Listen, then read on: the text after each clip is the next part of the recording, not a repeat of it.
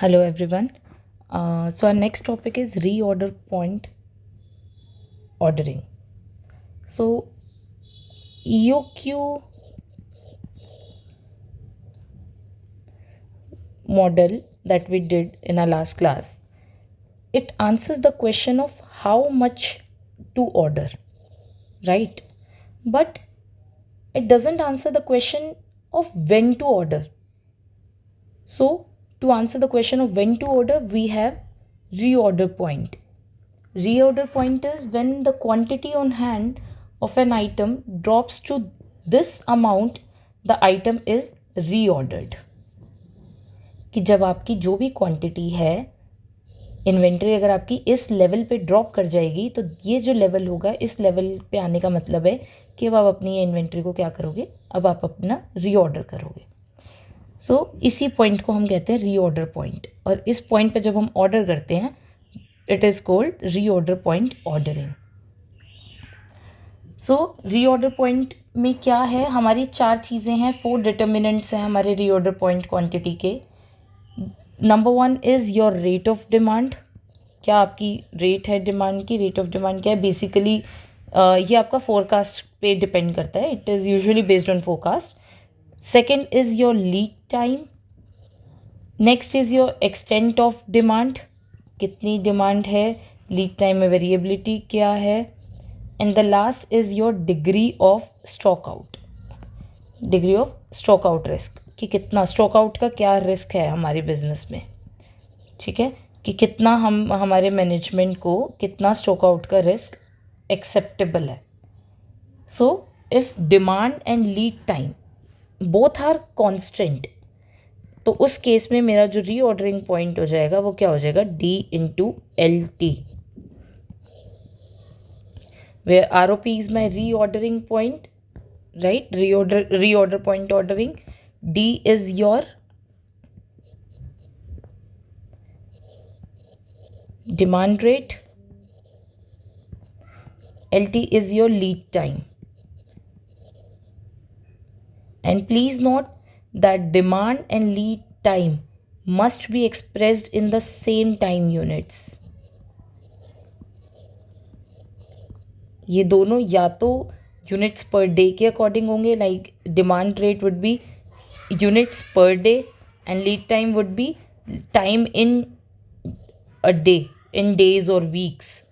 वैसे ही यहाँ पे अगर डेज होगा तो यहाँ डे होना चाहिए, यहाँ वीक्स होगा तो यहाँ होना चाहिए.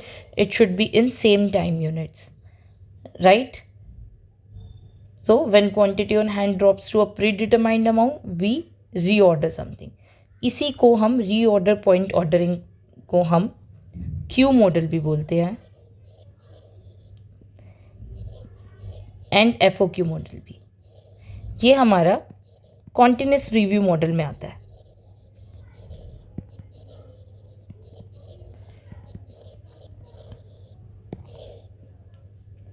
अब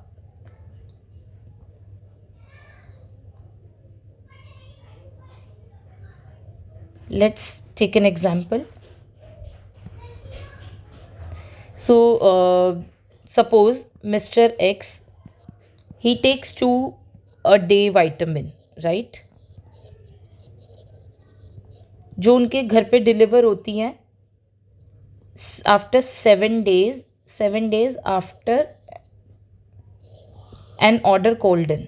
एक ऑर्डर करने के बाद 7 days के बाद उनके घर पे ये मेडिसिन्स डिलीवर हो जाती हैं. तो किस पॉइंट पे मिस्टर एक्स को रीऑर्डर करना चाहिए.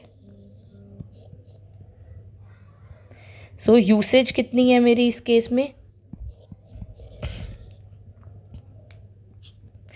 यूसेज है मेरी 2 vitamins पर डे, राइट. और लीड टाइम कितना है, मतलब ऑर्डर करने से डिलीवर होने तक कितना टाइम लग रहा है, 7 days. तो ये क्या हो जाएगा, 7 days. अब आपने देखा डिमांड भी डेज़ में है और लीड टाइम भी डेज़ में है. सो आपका रीऑर्डरिंग पॉइंट क्या हो जाएगा, D/LT is equal to 2 vitamins per day into 7 days is equal to 14 vitamins. So Mr. X should reorder when 14 vitamin tablets are left, which is equal to 7 day supply, right.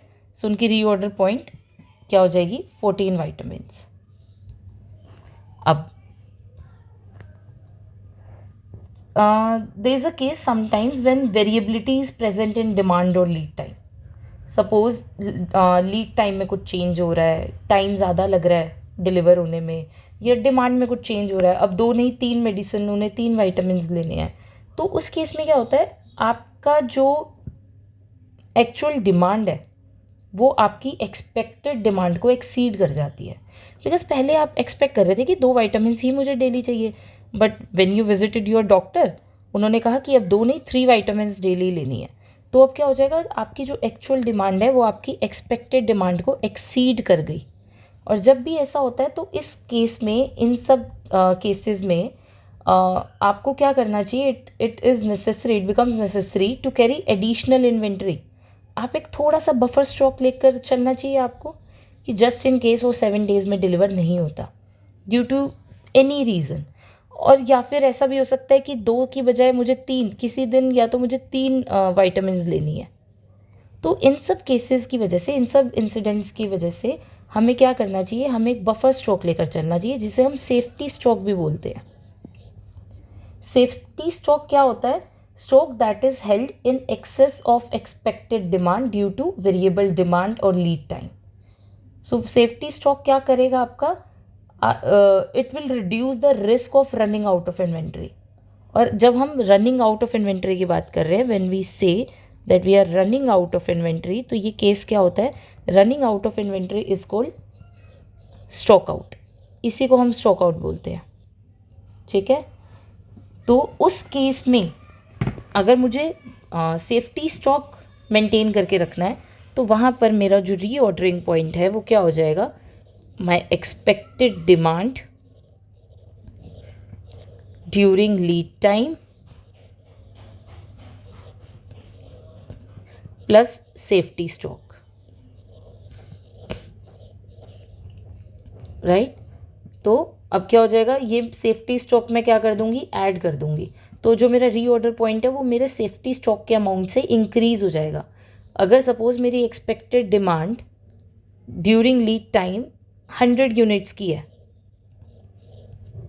ठीक है, और मेरा जो safety stock है desired की, ठीक है 100 units तो हैं, बट मैं चाह रही हूँ कि मैं 10 यूनिट्स बफर लेकर चलूँ, तो वो 10 यूनिट्स को मैं यहाँ पे क्या कर दूँगी, प्लस कर दूँगी।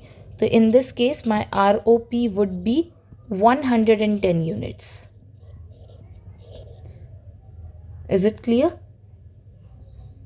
तो ऐसे हम अपना रीऑर्डरिंग पॉइंट कैलकुलेट कर सकते हैं। अभी हमने बात की स्टॉक आउट की। स्टॉक आउट के साथ ही एक और होता है सॉरी, स्टॉक आउट के साथ ही एक और होता है आपका सर्विस लेवल। स्टॉक आउट क्या होता है, स्टॉक आउट आपका क्या रिस्क होगा कि जो आपकी डिमांड है वो एक्सीड कर जाएगी सप्लाई से, तभी तो स्टॉक आउट होगा ना, that you run out of inventory. अगर आप कुछ प्रोड्यूस कर रहे हो, अगर आपकी अपनी मैन्युफैक्चरिंग यूनिट है, प्लांट है, तो अगर आप अपनी inventory, if you are running out of your inventory, then it is a case of stock out. तो स्टॉक आउट का ऑपोजिट होगा सर्विस लेवल। सर्विस लेवल क्या होगा, service level means the probability that demand will not exceed supply during lead time, ठीक है। Service level का मतलब कि जो क्या प्रोबेबिलिटी है इस चीज़ की कि मेरी जो डिमांड है वो मेरी लीड टाइम के टाइम मेरी सप्लाई को एक्सीड नहीं करेगी। So service level is equal to 100% minus stock out risk. ये याद रखना, सर्विस लेवल क्या होगा मेरा, 100% माइनस स्टॉक आउट रिस्क, क्योंकि स्टॉक आउट रिस्क क्या कहता है कि जो डिमांड है वो सप्लाई को एक्सीड कर जाएगी और and I will run out of inventory eventually, तो मेरा स्टॉक आउट रिस्क हो गया। बट सर्विस लेवल क्या हो जाएगा, service level is equal to 100% minus stock out risk. अब नेक्स्ट है सर्विस लेवल कैसे चेक होगा, let's see with the help of our normal distribution curve. अब ये देखो, यहाँ पे हमेशा यहाँ पे आपके पास म्यू होता है जिसे हम एक्स बार भी बोलते हैं, और इसी को हम एक्सपेक्टेड डिमांड भी बोलते हैं, राइट। ठीक है, अब हम कह रहे हैं कि हम अपनी एक्सपेक्टेड डिमांड से थोड़ा सा एक्स्ट्रा लेकर चलना चाहते हैं, बफर लेकर चलना चाहते हैं। तो मतलब मैं यहाँ पे क्या कर रही हूँ, थोड़ा सा सेफ्टी स्टॉक लेकर चल रही हूँ। This is my safety stock. तो ये जो पॉइंट आएगा ना, ये मेरा आरओपी हो जाएगा। यही होता है कि मेरा एक्सपेक्टेड डिमांड प्लस मेरा जो सेफ्टी स्टॉक है, ये मेरा आरओपी हो जाएगा। अब ये जो आरओपी हो जाएगा ना, अगर इस पे आपने नहीं किया तो इसके बाद का जो ये एरिया होगा, this will show risk of a stock out. ये आपका स्टॉक आउट का रिस्क दिखाएगा। और जो बाकी का एरिया है, since service level is equal to 100 minus stock out risk, तो ये जो बाकी का एरिया है ये आपका क्या हो जाएगा, ये आपका सर्विस लेवल हो जाएगा। आप इस स्टॉक आउट को माइनस कर दोगे तो ये आपका सर्विस लेवल हो जाएगा। ये आपका एक्स पॉइंट हो जाएगा आरओपी वाला। So expected demand plus safety stock is equal to ROP, right. अब ये जो एक्स है ये हम कैलकुलेट करते थे जेड की टेबल में वैल्यू देखकर। अब यहाँ पे देखो, यहाँ पे जो मेरा एक्स है, ये वाला एक्स, ये क्या हो जाएगा, this X is equal to mean demand, जो मेरी ये है mean demand plus safety stock, right.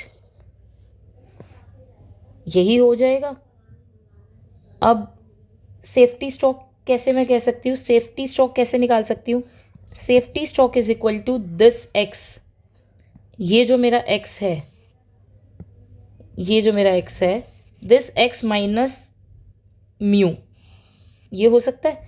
अगर इसमें से मैं इसे माइनस कर दूँ तो मेरा सेफ्टी स्टॉक आ जाएगा, is equal to X minus mu. ये मेरा सेफ्टी स्टॉक आ गया। और हम एक्स कैसे निकालते थे, इफ़ यू रिमेंबर, हम हमेशा z की वैल्यू यहाँ पे निकालते थे। जहाँ पे x है यहाँ हम z की वैल्यू निकालते थे, is equal to X minus mu divided by standard deviation. तो अगर मैं इसे ऐसे लिख दूँ, z into standard deviation is equal to X minus mu. लेकिन अभी मैंने देखा कि ये जो मेरा x माइनस म्यू है, ये तो मेरा सेफ्टी स्टॉक के इक्वल है। तो ये z into standard deviation would be equal to my safety stock.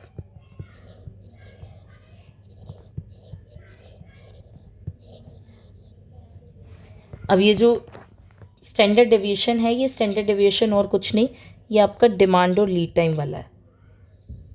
तो अब कैसे मैं लिख सकती हूँ, can I say that R O P is equal to expected demand during lead time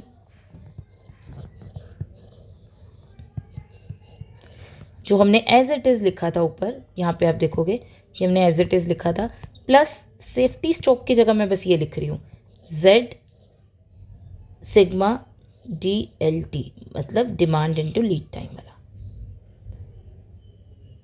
I hope it's clear. तो यहाँ पे अब आप देखो, इसमें आपको अगर ये समझ आ रहा है कि ये मेरा क्या है, ये मेरा सर्विस लेवल है। सर्विस लेवल क्या दिखाता है मुझे, probability of no stock out, right. Stock out ना होने की क्या प्रोबेबिलिटी है, और ये मुझे क्या दिखाएगा, probability of stock out, risk of a stock out. ठीक है, ये तभी हम इसको कहीं ना कहीं अल्फा भी लेते थे।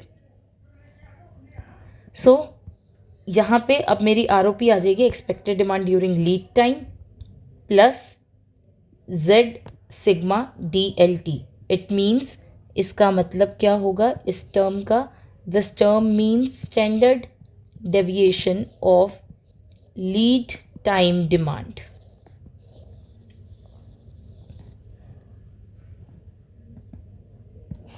यही फॉर्मूला आपको पता होना चाहिए। अब एक बार एक छोटे से क्वेश्चन की हेल्प से ये क्वेश्चन देख लेते हैं। एक बार छोटा सा क्वेश्चन है, सेम रीऑर्डर पॉइंट कैलकुलेट करके देखते हैं। अब यहाँ पे देखो क्वेश्चन में क्या है। The question says that suppose that the manager of a construction supply house determine from historical records that demand for sand during lead time averages 50 tons. 50 tons क्या है मेरी एक्सपेक्टेड लीड टाइम डिमांड।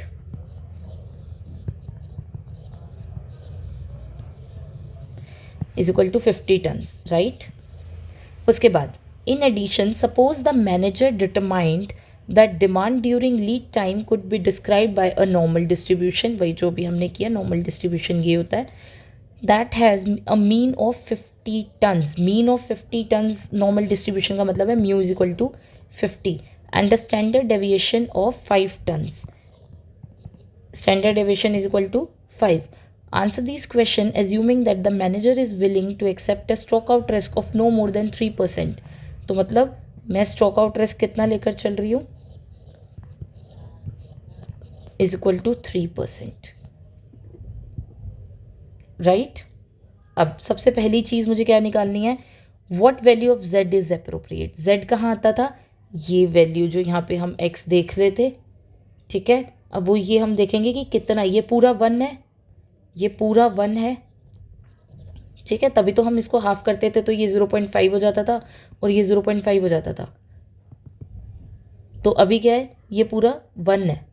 अब इस 1 में से मुझे क्या given है कि ये स्ट्रोक आउट रिस्क गिवन है, जो कितना है, ये 0.03, क्योंकि ये 3% है ये एरिया। तो टोटल में से 3% अगर मैं निकाल दूंगी तो मेरे यहाँ की वैल्यू मुझे पता चल जाएगी कि यहाँ से यहाँ तक का एरिया कितना है। तो उसके लिए सबसे पहले z की वैल्यू कैसे कैलकुलेट करोगे, what value of z is appropriate. इस केस में आपका होगा सर्विस लेवल आप कैलकुलेट करनी है, मतलब आपको service level is equal to 1 minus 0.03 is equal to 0.97। So z value अगर आप देखोगे तो जहाँ पे आपकी टेबल होगी, z वैल्यू टेबल होगी, उसमें जब आप चेक करोगे तो 0.97 आपकी आएगी 1.88 पर। सो आपकी appropriate z value would be 1.88। Next क्या है, how much safety stock should be held. Safety stock कितना रखना चाहिए मुझे। अब सेफ्टी स्टॉक का अगर आपको फॉर्मूला याद हो तो हमने यहाँ पे किया था, सेफ्टी स्टॉक किसके इक्वल होता है, इसके। So safety stock is equal to z sigma demand during lead time. z आपका कितना है 1.88, आप टेबल से देखोगे आपको मिल जाएगी वैल्यू, नहीं तो वहाँ पे क्वेश्चन में वैल्यू यहाँ पे गिवन होगी z की एग्जाम में। सो 1.88 इंटू ये कितना है आपका स्टैंडर्ड डेविएशन 5, इसको मल्टीप्लाई कर दो 5 से, आपका आ जाएगा 9.40 टन्स। सो सेफ्टी स्टॉक मुझे कितना रखना चाहिए, 9.40 टन्स। नेक्स्ट पार्ट क्या है, next part is what reorder point should be used. अब मेरा reorder point it's very easy to determine now. ROP is equal to expected lead time. अब हम देखते थे ना expected demand during lead time, so expected demand during lead time plus your safety stock. What is your expected demand during lead time, this 50 tons. It is already mentioned 50 plus your safety stock is 9.40, so is equal to ROP is equal to 59.40 tons. So whenever your inventory reaches to this level, you are going to reorder it. I hope it's fine and you have already understood the concept of safety stock, reorder point and service level and stock out risk. Apart from this, we have variability of lead time and demand. अभी तक हम क्या देख रहे थे कि जब मेरा लीड टाइम, यहाँ पे आप देखना हमने यहाँ पे क्या किया था, हमने यहाँ पर जब कैलकुलेट किया था यस ROP यहाँ पर, तो हमने demand into lead time directly multiply किया था। हम यहाँ पे ये एज्यूम करके चल रहे थे कि मेरी जो डिमांड है और जो मेरी लीड टाइम है ये दोनों कॉन्स्टेंट हैं। We were assuming this, but ऐसा ज़रूरी नहीं होता है, इसलिए हमने अपनी सेफ्टी के लिए सेफ्टी स्टॉक ऐड कर दिया था। बट व्हाट इफ़ डिमांड और लीड टाइम वेरिएबल हो जाए, या दोनों वेरिएबल हो जाए, या दोनों में से कोई एक वेरिएबल हो जाए, तो उस केस में हमारे पास ये फॉर्मूलाज हैं. हम इसके कोई न्यूमेरिकल्स नहीं करेंगे, बट एक बार फॉर्मूला देख लेते हैं. When only demand is variable, तो अगर डिमांड वेरिएबल होगी तो आपका जो ये है सिग्मा DLT जो हम प्लस करते हैं सेफ्टी स्टॉक वाला, वो क्या हो जाएगा. वो ध्यान से देखो, जब डिमांड वेरिएबल है और लीड टाइम आपका क्या है, फिक्स है, कांस्टेंट है, तो ये डिमांड आ जाएगी आपकी इधर सिग्मा D अंडर रूट आपका लीड टाइम. तो आपका ROP का फॉर्मूला क्या हो जाएगा. अब डिमांड आपकी वेरिएबल है तो D bar which is your average daily or weekly demand into your lead time is constant plus Z. अब इसकी जगह आप ये वैल्यू लिख दोगे यहाँ पे sigma D square root LT. When your lead time is variable, अब क्या है, सिर्फ लीड टाइम वेरिएबल है. इस केस में क्या होगा, आपका जो ये है सिग्मा का फॉर्मूला है standard deviation of demand during lead time, ये हो जाएगा it is equal to your demand into standard deviation of lead time. तो उस केस में आपकी जो रीऑर्डरिंग पॉइंट है वो क्या हो जाएगी, demand into your lead time, because it is variable, lead time आपकी वेरिएबल है, demand as it is, lead time bar LT bar plus ये सेम आप यहाँ लिख दोगे Z into D sigma LT. और अब जब दोनों ही वेरिएबल हैं तो उस केस में आपका फॉर्मूला यहाँ से चेंज हो जाता है, sigma DLT is equal to LT bar into standard deviation of demand का स्क्वायर प्लस D बार. पहले हमने इसको वेरिएबल रखा, ठीक है, और डिमांड सोची कि कांस्टेंट है, अब हमने डिमांड को वेरिएबल रखा और सोचा कि हमारा लीड टाइम कांस्टेंट है. तो उस केस में क्या हो जाएगा, D बार भी और LT बार दोनों के दोनों वेरिएबल है, ठीक है, plus Z into your this value. I don't think इतना इन डेप्थ आपके एग्जाम में आएगा, ठीक है, but if you want to you can practice some questions based on these formulas. So that's it for reorder point ordering. इससे ज़्यादा नहीं है. Okay, thank you, bye bye.